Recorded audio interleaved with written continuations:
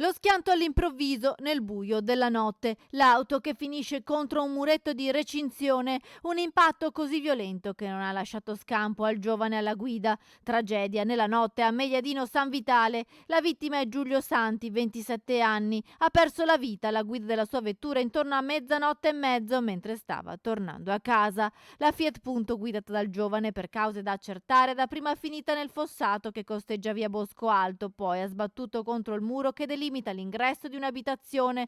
Sul posto sono intervenuti i vigili del fuoco arrivati da Este che hanno messo in sicurezza l'automobile ed estratto il conducente dalle lamiere divelte dell'abitacolo.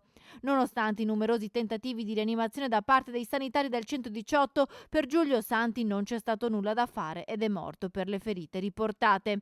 All'origine dello schianto forse un colpo di sonno o forse un malore. La procura di Padova potrebbe affidare ad un esperto l'autopsia per chiarire le cause dell'incidente. Sul posto sono intervenute anche le forze dell'ordine per i rilievi.